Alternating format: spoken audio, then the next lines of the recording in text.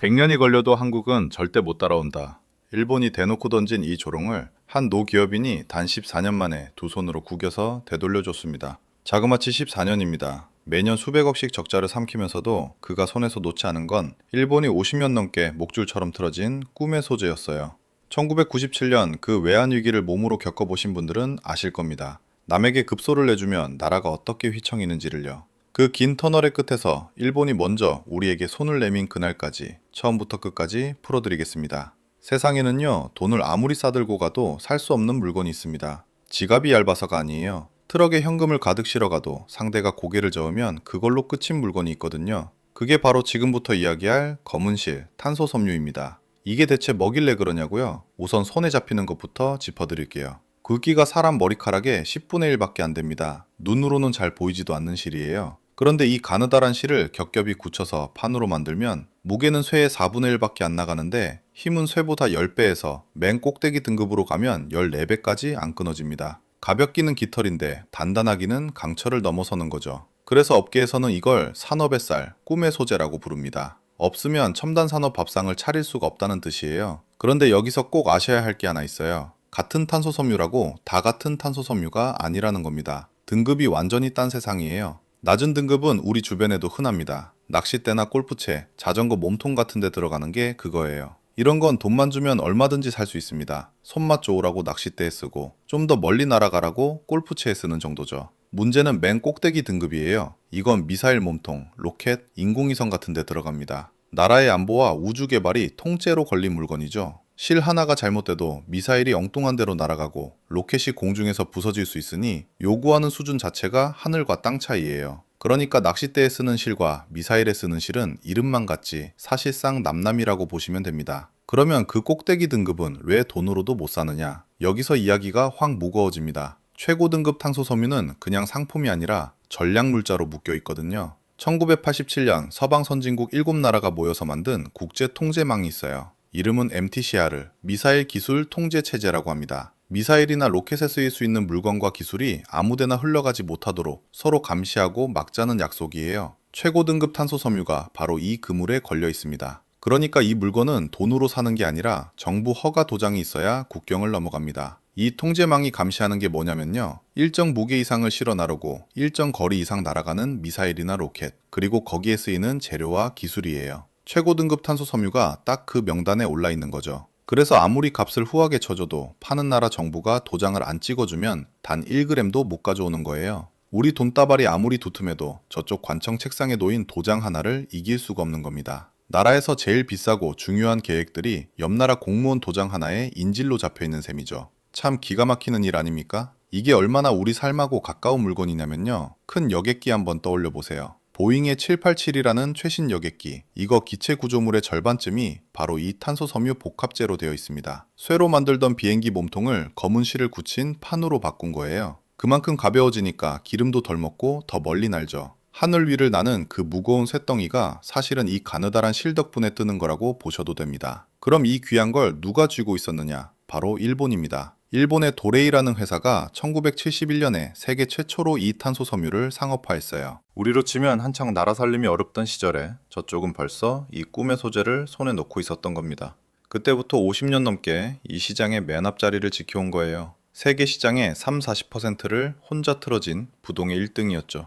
최고 등급으로 가면 그 벽은 더 높았습니다. 그 맨 꼭대기 실을 안정적으로 만들 수 있는 나라가 세상에 딱 둘, 일본과 미국뿐이었거든요. 미국은 또 자기 나라 군수용부터 챙기느라 우리한테까지 넉넉히 돌아올 여유가 없었고요. 그러니 우리가 아무리 손을 내밀어도 그 검은 실은 좀처럼 우리 차지가 되지 않았습니다. 여기서 오해하시면 안 됩니다. 일본이 우리랑 사이가 나빠서 감정이 상해서 안 준 게 아니에요. 이유는 훨씬 더 차갑고 계산적이었습니다. 우리나라 첨단 산업이 자기들 발밑까지 치고 올라오는 걸 막으려는 거였어요. 급소가 될 만한 소재를 손에 쥐고 있으면 상대가 아무리 애를 써도 결정적인 순간에 목줄을 조일 수 있으니까요. 검은 실 하나로 이웃나라의 미래를 눌러두는 겁니다. 이게 바로 소재 강국이 부리는 힘이에요. 한번 생각해 보세요. 우리 손으로 로켓을 쏘아 올리고 싶어도 전투기를 만들고 싶어도 그 핵심 재료를 남의 나라 도장에 매달려 구걸해야 하는 처지. 돈이 없어서가 아니라 기술이 없어서 문 앞에서 굽신거려야 하는 나라. 이게 얼마나 자존심 상하고 위태로운 일인지, 나라 살림이 어떻게 남의 손에 휘둘리는지를 겪어보신 분들은 뼈저리게 아실 겁니다. 그리고 그 검은 실 하나에 온 국민이 목덜미가 서늘해지던 순간이 실제로 찾아옵니다. 남에게 급소를 내준다는 게 어떤 건지, 그 굴욕을 온 나라가 피부로 느낀 여름이 있었거든요. 바로 그 여름, 온 나라가 소재 하나에 벌벌 떨었습니다. 그 여름을 기억하시는 분들 많으실 겁니다. 2019년 7월, 나라 전체가 소재 하나에 숨을 죽였어요. 일본이 갑자기 반도체 만드는데 꼭 필요한 물질 3가지의 수출문을 걸어 잠근다고 발표한 겁니다. 이름부터 낯설죠? 불화수소, 포토레지스트, 불화폴리이미드. 발음도 어려운 이 3가지가 그날부터 뉴스 첫머리를 도배했습니다. 7월 1일에 발표하고 사흘 뒤인 7월 4일부터 바로 시행에 들어갔으니 예고편도 없이 문을 닫아버린 셈이었죠. 문제는 그 의존도였습니다. 불화수소는 우리가 쓰는 양의 42%를 일본에서 받아왔어요. 포토레지스트는 무려 93%, 불화폴리이미드는 85%, 열의 9을 남의 나라 창고에서 꺼내 쓰고 있었다는 뜻입니다. 이게 무슨 상황이냐면요. 우리나라 반도체 공장 전체가 옆집 곳간 열쇠 하나에 목이 매여 있었다는 이야기예요. 그 열쇠를 쥔 사람이 안 준다 한마디 하면 삼성이고 하이닉스고 라인 전체가 멈춰설 수도 있는 겁니다. 당시 분위기를 생생하게 기억하시는 분들 계실 거예요. 마트에 가서 일본 물건은 안 산다고 다들 뒤집어 보던 시절이었죠. 온 나라가 술렁였습니다. 기업들은 밤을 새워 대체 물량을 수소문했고 정부는 비상이 걸렸어요. 며칠 사이에 소재 하나가 나라의 존망을 흔드는 무기가 될 수 있다는 걸 그 여름 우리 모두가 똑똑히 목격한 겁니다. 총 한 발 안 쏘고 창고문 하나 닫는 것만으로 상대 나라의 심장을 겨눌 수 있다는 걸 말이죠. 이 감각 어디서 겪어보신 분들 계실 거예요. 1997년 그 외환위기요. 나라 곳간이 텅 비어서 남에게 손 벌리고 급소를 내주니 온 나라가 한순간에 휘청했던 그 겨울 말입니다. 2019년 여름의 공기가 딱 그랬어요. 소재 하나, 물질 하나가 나라의 급소가 될 수 있다는 걸 그때 온 국민이 피부로 배운 겁니다. 뉴스에서는 다음 차례는 뭐냐는 이야기가 매일 나왔죠. 여기서 소름이 돋는 대목이 하나 있습니다. 이 규제 새 품목 명단에 탄소 섬유는 없었어요. 그런데 아무도 안심하지 못했습니다. 왜냐고요? 탄소 섬유야말로 일본이 50년 가까이 목줄처럼 틀어지고 있던 물건이었거든요. 이번엔 명단에 없지만 마음만 먹으면 언제든 다음 차례가 될 수 있다. 이 공포가 사람들 마음을 짓눌렀습니다. 급소가 한 군데가 아니라 여기저기 널려 있었다는 걸 그제야 실감한 거죠.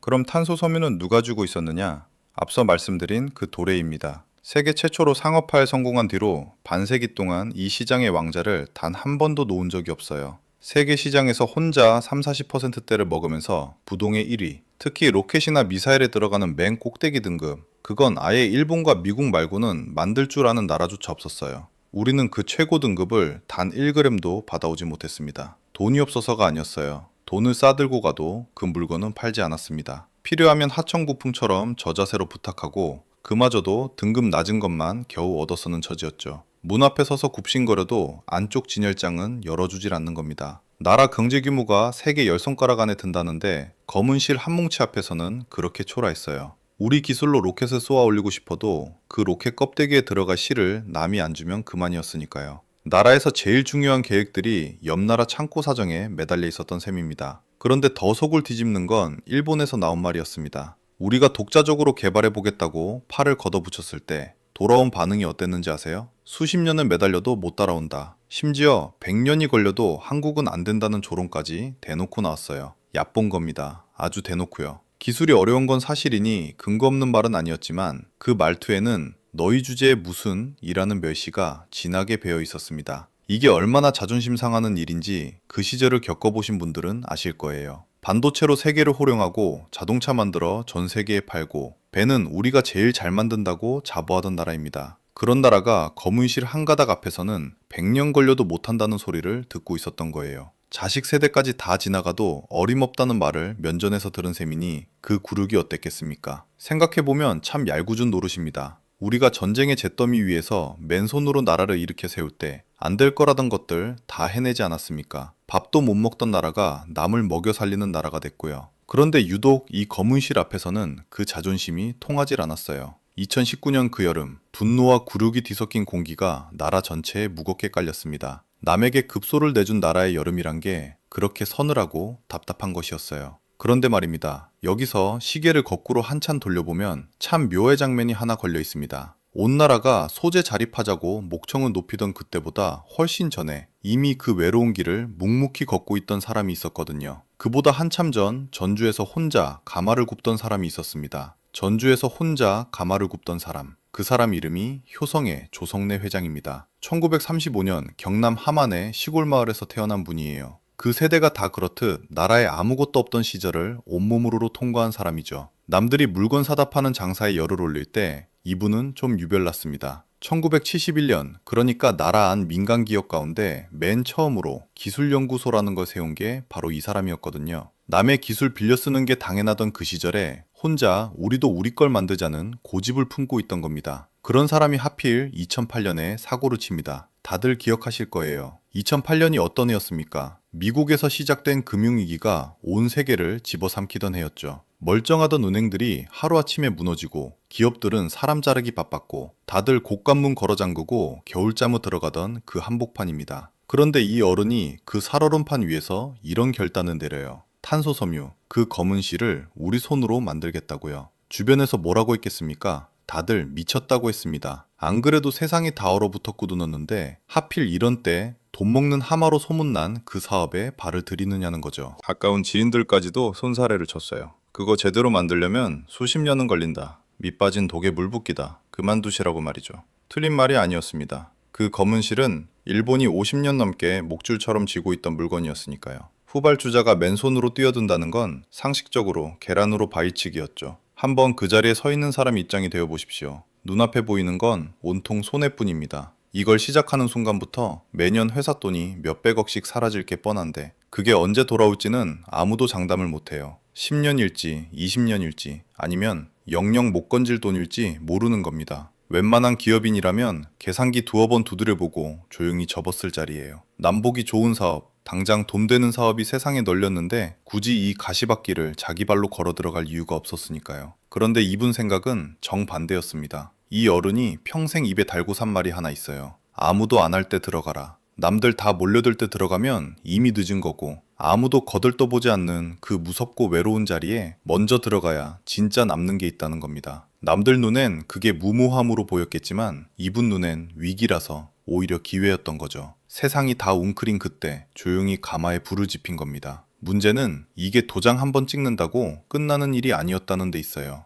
여기서부터가 진짜 긴 터널의 시작이었습니다. 10년이 넘도록 이 사업은 흑자라는 걸 구경조차 못했어요. 매년 적자, 또 적자. 만들면 만들수록 돈이 녹아 없어지는데 그걸 10년 넘게 버텼습니다. 그렇게 쏟아부은 돈이 다 합쳐 약 3,200억 원쯤으로 추정됩니다. 우리 월급으로 치면요, 감이 잘 안 잡히는 액수죠. 웬만한 회사 하나가 통째로 사라져도 이상하지 않을 돈을 언제 결실을 맺을지도 모르는 그 검은 실 하나에 해마다 밀어넣은 겁니다. 적자 서류가 책상에 올라올 때마다 이 어른은 그 위에 묵묵히 도장을 찍었어요. 그런데 말입니다. 돈만 문제가 아니었습니다. 진짜 사람 미치게 만드는 건 따로 있었어요. 정답지가 없는 기술, 이게 발목을 잡은 겁니다. 이 검은 실을 만드는 일이 어떤 건지 아세요? 한마디로 불과의 싸움이에요. 라면 면발 뽑듯이 기계에 넣고 쭉 뽑아내면 되는 그런 게 아닙니다. 산소를 완전히 차단한 가마 속에 실을 집어넣고 쇳덩이도 흐물흐물 녹아버릴 만큼 어마어마한 고온으로 구워내야 하거든요. 그런데 문제는 여기에요. 몇 도에서 몇 분을 구워야 하는지 그 눈금 하나하나가 등급을 완전히 갈라버립니다. 조금만 세게 구워도 실이 타서 못 쓰게 되고 조금만 약하게 구워도 흐물흐물해서 못 쓰죠. 그 미세한 경계를 찾아내는 게 이 기술의 전부인데 그 정답지가 세상 어디에도 안 팔려요. 돈을 싸들고 가도 그 눈금은 못 삽니다. 일본이 50년 걸려 알아낸 그 비밀을 순순히 넘겨줄 리가 없잖아요. 그러니 남은 길은 하나뿐이었어요. 태우고 실패하고 또 태우고 또 실패하고 될 때까지 스스로 몸으로 부딪혀 그 눈금을 찾아내는 수밖에 없었던 겁니다. 그렇게 가마 속에서 재가 되어 사라진 실이 도대체 몇 톤인지 정확히 세어본 사람도 없다고 해요. 생각해보면 이게 참 사람 진을 빼는 일입니다. 다른 시험은 답을 맞히면 100점이라도 나오는데 이 싸움은 100번을 태워 99번이 실패로 나와도 누가 알아주질 않아요. 밖에서는 그저 아직도 못 만들었냐 는 눈총만 날아오는 거죠. 성과라고 내밀 게 없는 세월이 몇 년씩 이어지는데 그 안에서 원인을 하나하나 뜯어보고 온도를 반도씩 올렸다 내렸다 하면서 될 듯 말 듯 애를 태우는 겁니다. 정답을 아는 사람이 세상에 딱 한 나라 있는데 그 나라는 절대 안 알려주고, 결국 이건 기술 싸움이기 이전에 사람의 끈기가 먼저 무너지느냐 마느냐 하는 싸움이었어요. 그 가마 앞을 지킨 사람들 생각을 하면 마음이 좀 먹먹해집니다. 세상은 이 사업을 밑빠진 독이라 비웃고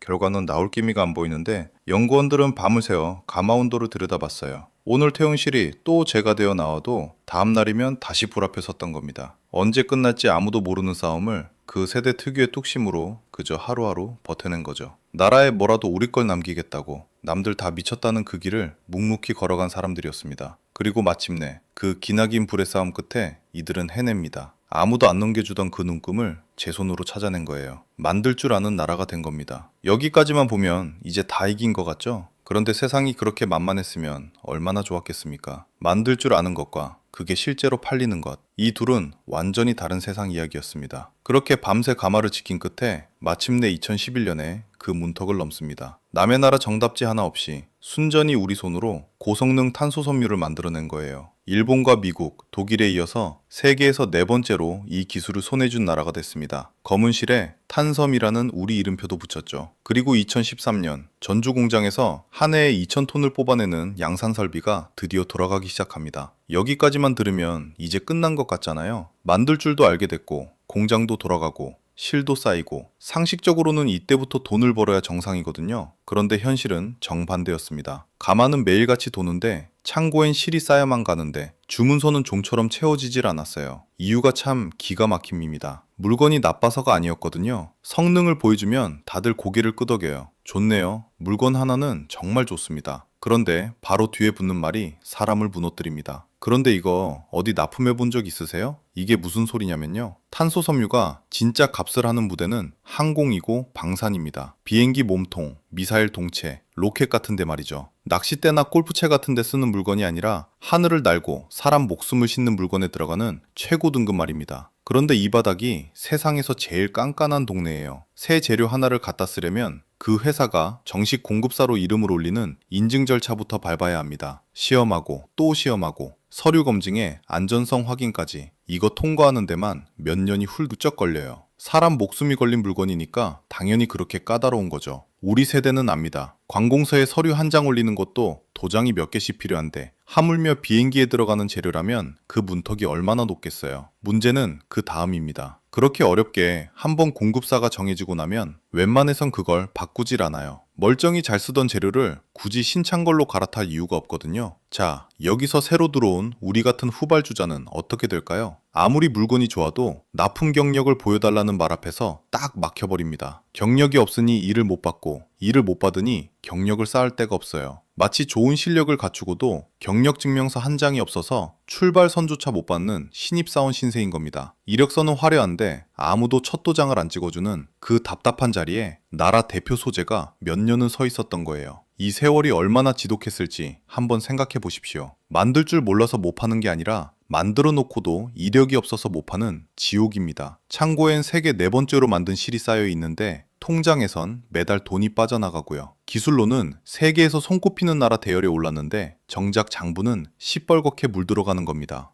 회의실에 앉은 사람도 심정이 어땠겠어요? 남들이 못하는 걸 해냈다는 자부심과 그런데도 팔 데가 없다는 막막함이 동시에 밀려오는 거잖아요. 이쯤 되면은 손 털고 나옵니다. 여기까지 왔으면 됐다. 명분은 챙겼으니 접자. 그게 오히려 지극히 상식적인 판단이에요. 실제로 그 판단을 내렸어도 아무도 뭐라 못했을 겁니다. 그런데 이 회사는 그 상식적인 포기를 끝내 하지 않았습니다.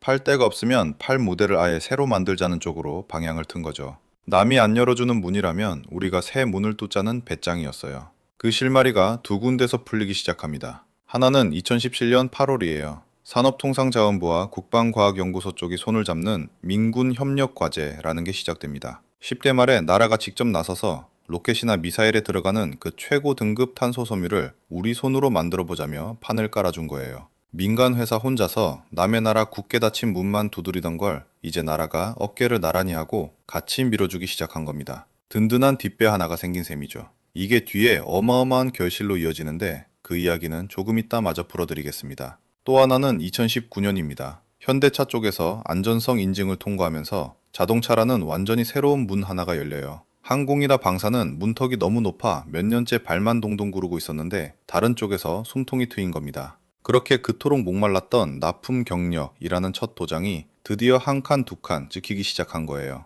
돌아보면 2008년에 이 험한 길로 들어선 뒤로 흑자 한 번 못 보고 버틴 그 긴 세월이 여기서 겨우 방향을 틀어요. 만들 줄만 아는 나라에서 이제 인정받기 시작하는 나라로 넘어가는 문턱에 마침내 한 발을 걸친 겁니다. 몇 년을 꽉 막혀 있던 답답한 가슴이 여기서부터 아주 조금씩 트이기 시작하는 그 지점이에요. 그리고 앞서 말씀드린 나라와 손잡은 그 과제, 2017년에 시작한 바로 그 판이 딱 5년을 달려갑니다. 그 5년의 끝에서 무슨 일이 벌어지느냐? 이게 이 이야기 전체를 통째로 뒤집어 놓는 장면이거든요. 자, 여기까지 오느라 정말 고생 많으셨는데 다른 건 다 잊으셔도 좋으니 딱 하루만 기억해달라고 부탁드리고 싶어요. 2022년 10월 12일. 이 날짜 하나만 머릿속에 딱 넣어두시면 됩니다. 바로 이날, 그 5년을 달려온 과제가 마침내 결실을 터뜨립니다. 2022년 10월 12일. 그날 효성 첨단 소재가 세상에 내놓은 종이 한 장이 소재판을 통째로 흔들었습니다. 이름은 H3065,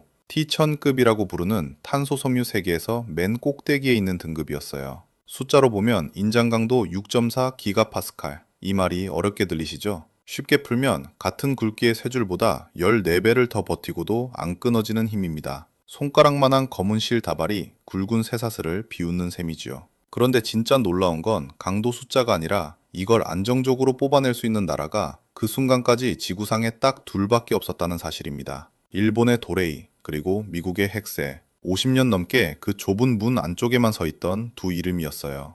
효성이 그 문을 열고 세 번째로 그 짧은 명단에 이름을 올린 겁니다. 세 번째라는 말 가볍게 넘기지 마십시오. 이건 반에서 3등 했다는 그런 등수가 아닙니다. 세상에 이걸 만들 줄 아는 나라가 그때까지 둘 뿐이었는데 거기에 우리가 끼어 들어갔다는 얘기예요. 그것도 아무 미천 없이 시작해서 말이죠. 2008년 남들 다 미쳤다고 손가락질하던 그 해에 첫 삽을 떴으니 딱 14해 만입니다. 일본이 던졌던 그 말을 기억하시죠? 100년이 걸려도 한국은 절대 못 따라온다던 그 조롱. 100년이라던 벽을 우리는 14년 만에 넘어버린 거예요. 100년 대 14년. 이 숫자 대비 앞에서 무슨 긴 설명이 더 필요하겠습니까? 저 좁은 문 앞에서 1g만 달라고 굽신거리던 나라가 이제 그 문 안쪽에 자기 자리를 만들고 앉은 겁니다. 그리고 이 H3065라는 물건은 어느 날 하늘에서 뚝 떨어진 게 아니었어요. 2017년 8월 산업부와 국방과학연구소 쪽이 손잡고 시작한 민군 협력 과제. 그 5년짜리 숙제의 마지막 답안이 바로 이날 제출된 겁니다. 5년 동안 산소를 차단한 가마 앞에서 온도 눈금 하나에 등급이 갈리는 그 싸움을 묵묵히 버텨낸 사람들의 결실이었죠. 14년 전 수십 년은 걸린다던 그 말을 들었던 연구원들. 태워 없앤 검은 실이 몇 톤인지도 모른 채 밤새 가마를 지키던 그 사람들이 이 종이 한 장 앞에 서 있었을 겁니다. 그 심정이 어땠을지 그 세월을 겪어보신 분들은 짐작이 가실 거예요. 그럼 이 T1000급이라는 게 대체 어디에 쓰이길래 그렇게 안 내줬던 걸까요? 첫째는 우주입니다. 우리 손으로 하늘에 쏘아 올린 누리호, 그 로켓 맨 앞에서 위성을 감싸 보호하는 덮개를 페어링이라고 부르는데 바로 여기에 국산 탄소복합재가 들어갔습니다. 로켓 앞머리 동체에도 마찬가지고요. 옆나라 도장 하나에 우리 우주 계획이 인질로 잡혀있던 시절을 생각하면 이건 그냥 부품 하나 국산화한 수준의 이야기가 아니에요. 우리 위성 덮개를 우리 실로 짠다는 것, 그게 바로 우주 주권입니다. 둘째는 방산입니다. 우리가 개발한 국산 전투기 KF-21,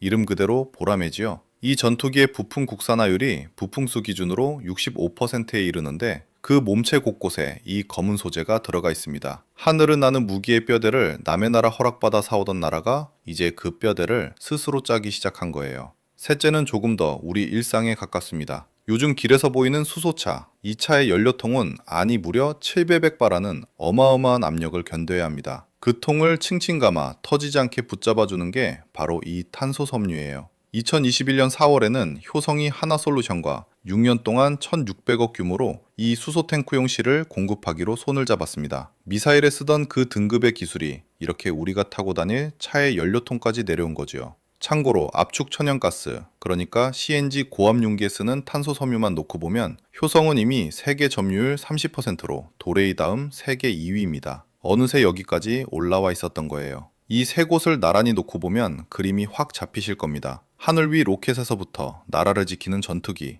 그리고 우리가 매일 타고 다닐 차까지 나라의 급소라 불리던 자리들이 하나씩 국산 검은실로 채워지고 있었던 거예요. 예전엔 이 계획들 하나하나가 옆 나라 허가 도장 하나에 목이 매여 있었잖아요. 그 목줄이 이날을 기점으로 하나씩 풀리기 시작한 겁니다. 이게 그냥 회사 하나 잘된 이야기가 아닌 이유가 여기에 있어요. 그럼 정작 50년 독점을 누리던 일본은 뭐라고 했을까요? 재밌게도 공식 논평은 조용했습니다. 축하한다는 말도 별거 아니라는 비아냥도 없었어요. 대신 행동이 말보다 먼저 움직였습니다. 도레이가 갑자기 다시 전력 질주를 시작한 거예요. 뒤에서 누가 바짝 따라붙었다는 걸 몸으로 느낀 사람의 달리기였습니다. 조용히 있다는 건 무시한다는 뜻이 아니라 이제 상대로 인정한다는 뜻이었던 거지요. 그리고 여기서 정말 통쾌한 장면이 나옵니다. 얼마 안가 일본 업체 쪽에서 효성에 먼저 기술 협력을 하자며 손을 내밀어 온 겁니다. 못 막을 상대라면 차라리 같은 편으로 끌어안겠다는 계산이었어요. 그 허가 도장을 쥐고 흔들며 우리를 문 앞에 세워두던 손이 이번엔 제 발로 걸어와 악수를 청한 겁니다. 명단 바깥에 서 있으라던 나라를 같은 테이블로 초대한 셈이지요. 이 장면 하나를 보려고 14해를 버틴 것 아니겠습니까? 자, 그럼 여기서 만세 부르고 마무리하면 되는 걸까요? 천만의 말씀입니다. 일본이 손을 내민 게 우리가 예뻐서였을까요? 아니에요. 수소도, 우주도, 방산도 앞으로 이 검은 실을 미친 듯이 빨아들일 판이 열렸고 그 뒤에는 저가로 밀어붙이는 중국이라는 공동의 적이 버티고 있었기 때문입니다. 적의 적은 잠시 친구가 되는 법이지요.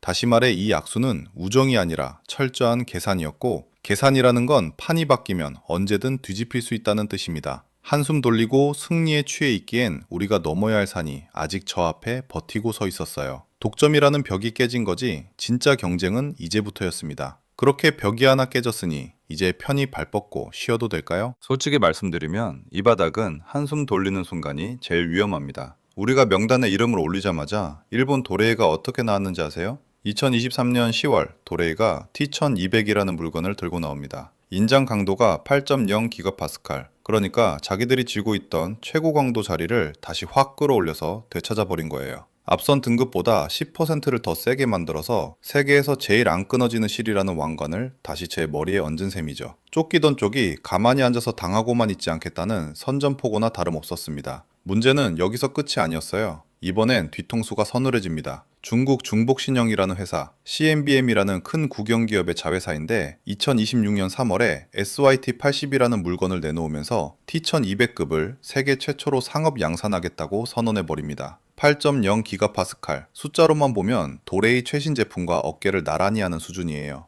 우리가 일본을 뒤에서 헐떡이며 쫓아가던 딱 그 그림을 이번엔 중국이 우리 뒤통수를 보면서 똑같이 재현하고 있는 겁니다. 10여 년 만에 쫓는 자와 쫓기는 자의 위치가 다시 한 바퀴 돌아버린 거죠. 물론 냉정하게 봐야 할 대목도 있습니다. 중국이 발표한 그 양산이라는 게 초기엔 연 100톤 정도, 그러니까 아직은 아주 작은 살림이에요. 수율이 얼마나 나오는지, 실제로 로켓이나 전투기 같은데 믿고 쓸 만큼 품질이 균일한지는 물음표가 잔뜩 붙어 있습니다. 중국 회사 스스로도 이 물건 쓸 때가 아직 초기 단계라 시장이 크지 않다고 인정했을 정도니까요. 발표된 최고 숫자와 진짜 실력 사이엔 아직 거리가 있다는 뜻입니다. 그래도 이 무서운 추격을 얕보면 큰 코 다칩니다. 우리도 14년 전엔 100년 걸린다던 소리를 듣던 처지였잖아요. 그 소리를 이악 물고 뒤집은 게 바로 우리인데 중국이라고 못 뒤집으란 법이 어디 있겠어요? 저 뒤에서 성큼성큼 따라붙는 발소리를 지금 우리가 제일 등 뒤에서 크게 듣고 있는 겁니다. 그럼 효성은 팔짱 끼고 구경만 하고 있었느냐? 아닙니다. 정면으로 부딪히기로 했어요. 2028년까지 무려 1조 원을 쏟아붓겠다는 계획을 내놓습니다. 지금 연산 2,000톤 규모를 한꺼번에 24,000톤까지, 그러니까 10배 넘게 키우겠다는 거예요. 세계 점유율도 지금 2% 남짓, 순위로 치면 한참 아래인데 이걸 10%까지 끌어올려서 세계 3위에 올라서겠다는 목표입니다. 그 성장의 발판이 바로 베트남이에요. 단계적으로 새 설비를 돌리기 시작하는데 판가 싸움이 심한 중국 물량은 줄이고 베트남에서 고부가 가치 제품으로 승부를 보겠다는 그림이죠. 이게 다 지어지면 단일 공장으로는 세계에서 제일 큰 규모가 됩니다. 우주나 방산에 들어가는 그 최고 등급 물건도 베트남 새 설비에서 뽑아내겠다는 계획이고요. 값싼 물건으로 치고받는 진흙탕이 아니라 아무나 못 만드는 맨 꼭대기 등급으로 판을 갈아엎겠다는 뜻입니다. 쫓기는 자리에 몰렸다고 웅크리는 게 아니라 오히려 판돈을 더 크게 밀어넣은 셈이에요. 여기서 한 가지 꼭 짚고 넘어가고 싶은 얘기가 있습니다. 산업 전망이 이렇게 좋다니까 관련 주식 하나 사둬야 하는 거 아니냐 이런 생각 드실 수 있어요. 그런데 산업이 좋다고 그 회사 주식이 무조건 오르는 건 절대 아닙니다. 실제로 2024년, 2025년엔 중국발 공급 과잉 때문에 판가가 무너지면서 탄소섬유 사업이 적자를 봤어요. 원재료인 구리값이 출렁이고 투자하느라 빚도 늘고 기대감이 앞서 주가가 과열되기도 합니다. 산업 전망하고 개별 회사 주식은 아예 나눠서 봐야 해요. 저는 여기서 무슨 종목을 사라 마라 할 생각이 전혀 없습니다. 판단은 어디까지나 본인 몫이에요. 이건 그냥 뜨거울 때일수록 한 발 물러서서 보시라는 옆자리 잔소리로 들어주십시오. 그리고 이 대목에서 마음 한켠이 먹먹해지는 소식을 전해드려야겠습니다. 이 모든 싸움의 첫 단추를 끼웠던 조성래 명예회장이 2024년 3월 29일 89의 나이로 세상을 떠났습니다. 남들 다 도망칠 때 들어가라던 그 양반이에요. 매년 적자가 쌓이는 서류엔 묵묵히 도장을 찍으면서도 이 사업 접자는 철수 서류엔 끝내 도장을 대지 않았던 사람이죠. 그래도 다행인 건 일본이 먼저 손을 내밀던 그 역전의 장면을 두 눈으로 똑똑히 보고 떠났다는 겁니다. 14년을 기다린 사람에게 그만한 배웅도 없을 거예요. 자, 이 걱정들과 이 이름들을 다 짚고 나서 조금 멀찍이서 흐름을 바라보면 참 뭉클한 장면 하나로 이야기가 모입니다. 2025년 11월 27일 새벽 전남 고흥에서 누리호 4호기가 우리나라 최초로 밤하늘을 가르며 야간 발사에 성공했어요. 18분 25초를 날아 위성 13기를 전부 궤도에 올려놓았습니다. 그 캄캄한 하늘로 솟구친 불기둥, 그 로켓맨 앞에서 소중한 위성들을 감싸 안고 올라간 덮개가 바로 우리 손으로 만든 검은 실, 그 탄소섬유였습니다. 돈을 싸들고 가도 못 사던 그 물건이 이제는 우리 위성을 우주로 데려다주는 방패가 된 거예요. 거절만 당하던 나라가 같이 기술하자며 손을 내밀어 달라는 소리를 듣는 나라가 됐습니다. 배터리도 원전도 K방산도 그랬듯이 안 될 거라 손가락질 받던 자리에서 우리는 또 한 번 새 답안지를 써내려간 겁니다. 14년의 세월과 약 3,200억의 적자, 그리고 밤새 가마 앞을 지킨 이름 없는 사람들이 그 답안지의 진짜 저자였고요. 댓글로 여러분의 생각을 남겨주십시오. 구독과 좋아요는 다음 이야기를 만드는 큰 힘이 됩니다. 감사합니다.